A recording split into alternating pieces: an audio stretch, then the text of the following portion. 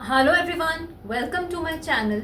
So today we will discuss a different topic, what is nerve involvement और ये nerve involvement के symptoms क्या होते हैं और किन लोगों में nerve involvement को थोड़ा सा seriously लेना चाहिए। देखिए nerve involvement के कुछ criteria होता है जिसको बिल्कुल भी ignore नहीं करना चाहिए। That means burning sensation होना, tingling sensation होना, हाथों में वीकनेस होना, ग्रिपिंग में थोड़ी दिक्कत आना, पैरों में से बर्निंग सेंसेशन होनी, लेग्स में वीकनेस फील होनी, बैलेंस में प्रॉब्लम आना, कोऑर्डिनेशन में प्रॉब्लम होनी।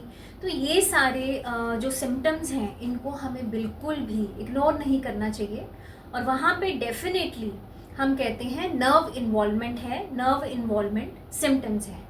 और किन लोगों में ये कॉमन है, खासकर जहाँ पे हाइपोथायरॉयडिज्म की शिकायत है और hypothyroidism when it is not treated properly.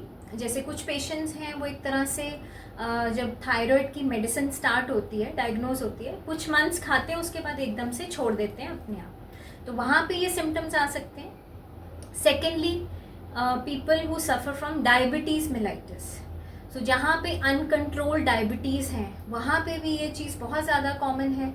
Burning sensation होना, उसको हम एक तरह से डायबिटिक न्यूरोपैथी भी कहते हैं। नर्व्स बहुत ज़्यादा वीक हो जाती हैं, कमज़ोर हो जाती हैं।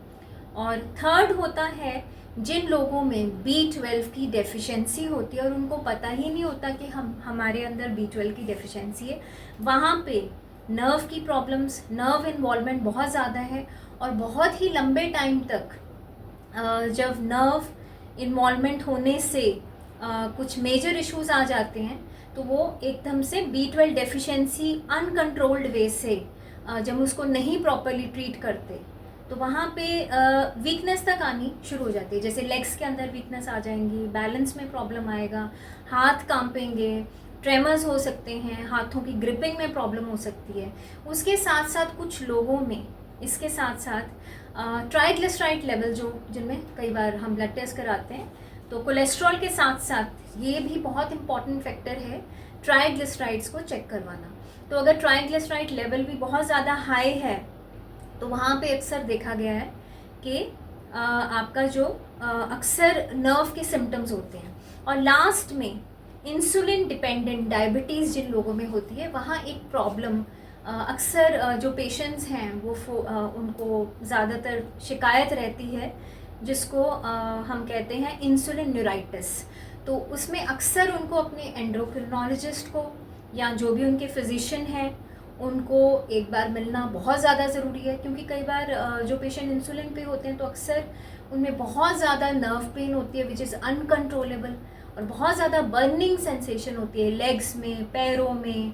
तो इसको थोड़ा सा कंट्रोल करना ज़रूरी है और इसके कुछ टिप्स देना चाहूँगी आप लोगों को कि नर्व्स को स्ट्रेंथन करने के लिए। नंबर 1, 30 मिनट्स का वॉक रेगुलर करना है, वेट को मेंटेन रखना है, ओबेसिटी नहीं होनी चाहिए, क्योंकि जहाँ पे वेट का क्राइटेरिया, वेट बहुत ज़्यादा बढ़ जाता है, ओबेसिटी रिलेटेड मेटाबॉलिक सिंड्रोम है, वहाँ पे भी नर्व्स वीक हो जाती हैं। उसके साथ साथ डाइटरी इनटेक आपका अच्छा होना चाहिए, पानी का इनटेक अच्छा होना चाहिए, वाटर इनटेक अच्छा होना चाहिए, स्लीप प्रॉपर होनी चाहिए।